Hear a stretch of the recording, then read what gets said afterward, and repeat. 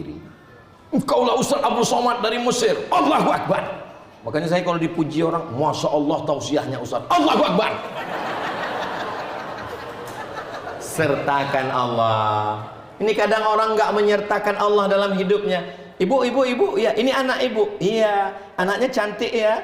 Mestinya Alhamdulillah, Masya Allah, Tabarakallah, begitu. Ini enggak, anaknya cantik ya. Siapa dulu mamanya?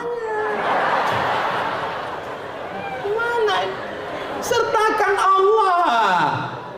Apapun yang terjadi, hidup ini tidak akan lelah kalau kita lillah. Betul?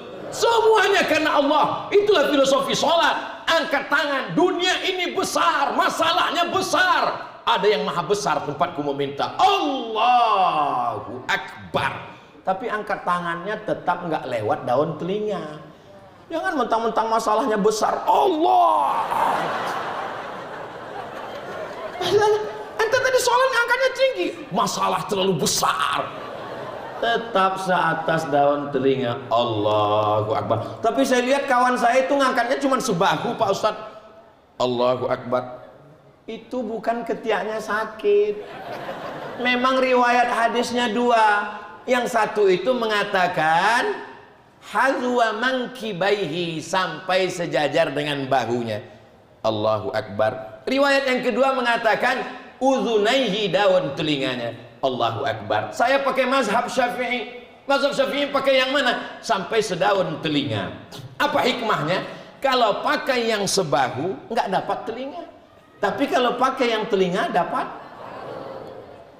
Tapi saya nggak nyalahkan yang sedaun telinga. Nggak nyalahkan yang sebahu. Dan jangan gara-gara ini nanti sholatnya biasa selama ini sholat ngadap kiblat. Setelah ngaji malam ini sholat ngeliat teman mana? Oh. Ngaji itu bukan untuk mengukur orang. Ngaji itu untuk kita. Ibu selama ini ngangkatnya malah nggak ingat Pak Ustaz. Loh kok nggak ingat? Perempuan lebih bagus sebahu. Kenapa? Karena antara bahu dengan telinga, perempuan lebih tertutup lebih baik. Antara telinga dengan bahu, mana yang lebih tertutup? Bahu. Maka dia ngangkat sebahu. Jangan nih, apalagi atas, kipasnya dekat.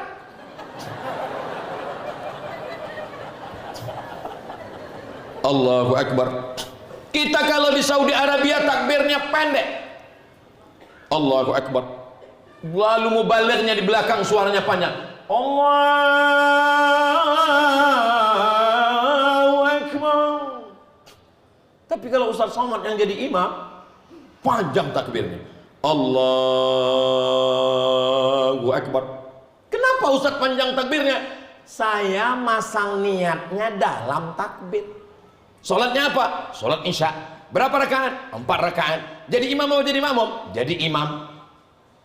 Usolli fardal Isya 4 rakaatin adaan makmuman lillahi ta'ala. Saya pasang niat itu dalam takbiratul ihram. Itu mazhab Syafi'i. Allahu Akbar. Jadi kalau orang takbirnya pendek, itu niatnya bukan di dalam takbir, tapi sebelum takbir dia sudah berniat. Saat takbir, takbirnya kosong. Allahu Akbar. Yang berniat sebelum takbir sah. Mazhab apa? Hanafi, Maliki, Hambali. Yang berniat di dalam takbir sah. Mazhab apa? Mazhab Syafi'i. Yang tidak ada mazhabnya, berniatnya setelah takbir. Masuk masjid, habis buka handphone, nonton TV, telepon, update status, Allahu Akbar. Sholat apa ya? Zuhur aja lah. Nggak sah. Karena makna niat adalah al-qasdu, menyengaja, bukan nggak sengaja melaksanakan sholat sejalan muqtarinun bin niyah, sejalan dengan niat, perbuatan sejalan dengan niat. Allahu Akbar. Saya kebetulan baca iftitahnya. Allahu Akbar kabira walhamdulillahi katsira wa subhanallahi bukratan wa asila wajjahtu wajhiya lilladzi fataras samawati. Kebetulan teman saya yang di sebelah lain iftitahnya Allahumma ba'id baini wa baina khataayaya kama ba'adta bainal masyriqi wal maghrib. Dua-duanya ada riwayat hadisnya. Jangan gara-gara ini malah kita bertikai di masjid. Yang satu Allahumma ba'id baini wa baina khataayaya. Yang satu Allahu Akbar kabira. Yang di tengah preman baru tobat. Baru pagi tadi dia tobat. Sholat pertamanya sholat zuhur itu. Mendengar dua orang ini berkelahi, akhirnya dia mikir, dulu waktu kami di luar sana sangat solid. Apa nama majelisnya? Majelis gaple. Sekarang dalam masjid orang kelahi, mendingan aku nggak jadi sholat. Di mana ketenangan? Ketenangan ada di dalam masjid. Tapi ada juga orang yang sholat ini kita nggak tahu dia baca apa. Allahu Akbar. Pas ditanya, ente baca apa? Allah tahu apa yang ada di hati. Tuntunannya bukan perasaan. Sholat ini ikut Nabi. Datanglah seorang tabi'in. Tabi'in gak ketemu Nabi, dia ketemu sahabat Nabi, bukan sahabat UAS. Lalu dia datang ke sahabat Nabi namanya Khabbab ibnul Arth. Ya Khabbab, ya, kamu sahabat Nabi? Betul. Pernah ngeliat Nabi sholat? Iya. Nabi itu kalau sholat mulutnya bergerak atau diam aja? Nabi kalau sholat mulutnya bergerak. Allah. Dari mana kamu tahu Nabi itu kalau sholat mulutnya bergerak? Bittirabi lihyatih. Saya lihat jenggotnya bergoyang. Kenapa jenggotnya bergoyang? Karena dagunya bergoyang. Kenapa dagunya bergoyang? Karena mulutnya, rahangnya bergerak.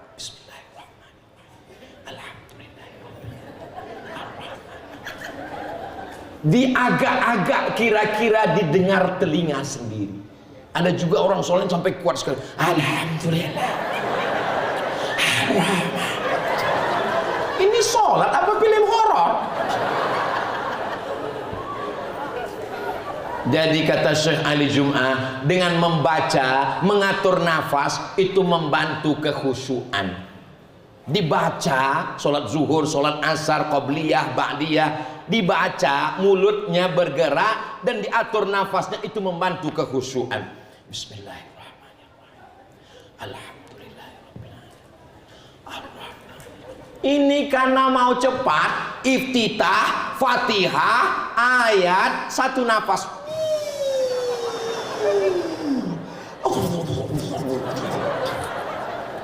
Di catatan malaikat sholat. Daftar bacaan kumur. Macam dapat bakwan panas. Apa itu? Ghairil maghdubi alaihim waladdallin. Amin. Ayatnya Bismillahirrahmanirrahim. Qul huwallahu ahad. Allahu samad. Selesai qul huwallahu, imam enggak sujud juga. Imam enggak ruku juga. Qul a'udzu falaq min syarri ma khalaq. Enggak ruku juga. Qul a'udzu birabbin nas, malikin nas. Enggak ruku juga. Ulang lagi qul huwallahu lagi. Jangan sampai diam. Allahu akbar. Jangan sampai terlalu menunduk seperti kuda dapat rumput. Jangan terlalu mendongak seperti kuda jantan melihat kuda betina. Maka kira-kira diletakkan bejana di atas tidak tumpah, rata. Gimana cara ngukurnya? Nanti sholat depan cermin lihat. Subhana rabbiyal azimi wa bihamdih. Subhana rabbiyal azimi wa bihamdih. Subhana rabbiyal azimi wa bihamdih. Sedikit-dikitnya tasbih 3, sedangnya 5, sebanyak-banyaknya 7 kalau jadi imam. Tapi kalau sholat sendirian, terserahlah. Nabi pernah sujudnya sepanjang ayatnya, tapi sholat sendirian. Jangan waktu jadi imam sepanjang ayatnya, pas bangun lihat ke belakang, makmum sudah walk out semua. Sami'allahu liman hamidah, pendek. Ini ada yang baca panjang. Sami'allahu liman hamidah. Ente kok panjang? Rupanya nama istrinya Hamidah. Mohon maaf Bu Hamidah yang kesini. Rabbana lakal hamdu mil'us samawati wa mil'ul ardi wa mil'u ma syi'ta min syai'im ba'du. Ketika sedang sujud, la yabruku ahadukum kama yabrukul ibilu. Jangan kamu turun ke bawah seperti turunnya onta, tangannya duluan baru kaki.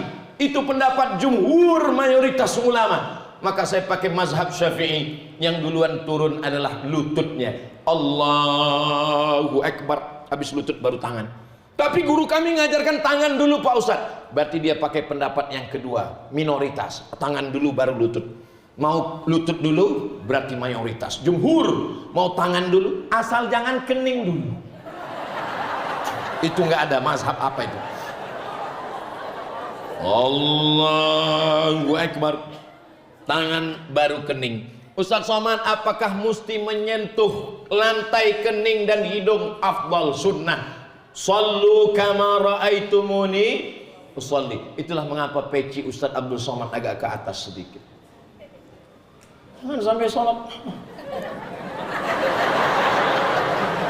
Nah, kening ini menempel. Rukun sujud ada 7 yang menempel. Ujung kaki, 2 lutut, ujung tangan, 2 ujung kaki, 2 lutut, 2 ujung tangan, 1 kening. Mentang-mentang orang kaya, pejabat, konglomerat, orang hebat, viral, tokoh masyarakat, gak mau menempelkan kening ke lantai. Pas sujud, Allahu Akbar, tempel ke tiang. Enggak sah, kecuali sakit, duduk di kursi. Mohon maaf Bapak Ibu, kita pun akan sampai pada usia itu. Ayah kita, ibu kita yang sakit, jangan larang ke masjid. Papa sakit, mama buat malu aja, di rumah aja. Oh jangan, bawa dia ke masjid. Ibu juga begitu, kalau ada suami sakit, bawa ke masjid. Dengan ke masjid itu bangkit semangatnya, sehat dia insya Allah. Amin. Mama, bawa aku ke masjid. Itulah dulu waktu sehat nggak mau, sekarang udah sakit mau ke masjid, mati aja. Jangan. Nggak apa-apa Pak, biar aku yang bawa. Ayo kita ke masjid. Insya Allah ini nggak lama Pak, nggak sampai hari Jumat selesai insya Allah. Ya Pak. Siapkan kursi. Di Mesir Bapak Ibu, waktu kami kuliah dulu, itu di samping kanan ada 3 kursi, di kiri ada 3 kursi, resop 2 juga begitu. Maka yang tidak sanggup berdiri disediakan kursi di samping. Waktu pertamanya tegak, Allahu Akbar. Nanti ketika imam ruku baru duduk. Ketika sujud rukuknya agak tidak sampai ke bawah. Maka jangan sampai tidak sholat sama sekali. Kenapa? Karena orang yang tidak bisa sholat berdiri, duduk. Yang nggak bisa duduk, baring miring ke arah kiblat. Kepala di sini, kaki di sini, miring ke arah kiblat. Nggak bisa berdiri, nggak bisa berbaring, telentang, pakai isyarat mata. Allahu Akbar, Allahu Akbar. Nggak juga bisa, kita sholatkan. Pergi ke rumah sakit, ada tetangga kawan sahabat handai tolat, sedang terbaring di ruang, tertulis di atas ICU. I see you, you don't see me. Ustaz Somad, iya Bapak, nanti habis pengajian bisa kami bawa ke rumah sakit? Bisa. Baiklah Pak Ustaz, oke.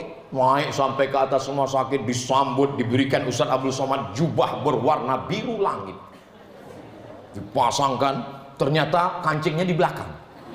Setelah dipasang, masuk ke dalam ruangan kaca, dipersilakan semua. Silakan Somad, silakan maju. Saya pun maju. Bapak-bapak nggak masuk, nggak Ustaz aja. Rupanya di dalam penyakit menular semua. Mereka mau suruh saya mati duluan. Sampai di dalam sepi, sunyi, tidak ada suara. Yang ada cuma suara tit tit tit tit tit tit tit. Bismillahirrahmanirrahim, bismillahirwafi, bismillahirkafi, bismillahirmuafi, bismillahilladzi la yadurru ma'asmihi syai'un fil ardi wala fis sama wa huwas samiul alim. Ya Syafi, ya Kafi, Engkau Maha menyembuhkan, Engkau Maha menyehatkan. Sehatkan saudara kami ini ya Allah. Wa'idzuka bi kalimatillahi tammati min kulli syaitani wa hammati wa min kulli ainil lamma. Meleleh air matanya. Saya kaget, kok dia nangis? Pak dokter, kenapa dia nangis? Selama ini kalau Ustadz datang dia salami Ustadz. Selama ini kalau Ustadz datang dia tersenyum. Sekarang tangannya tidak bisa terulur, senyumnya bisa mengembang, tapi dia mendengar suara Ustadz. Baru saya makin yakin hadis Nabi SAW. Ternyata orang yang sakit, orang yang koma, orang yang sakratul maut, pendengarannya tetap. Makanya nanti kalau bapak sakit, ibu jangan ngomong macam-macam di samping. Walaupun sedang koma, ini gimana surat rumah, surat tanah, dia dengar.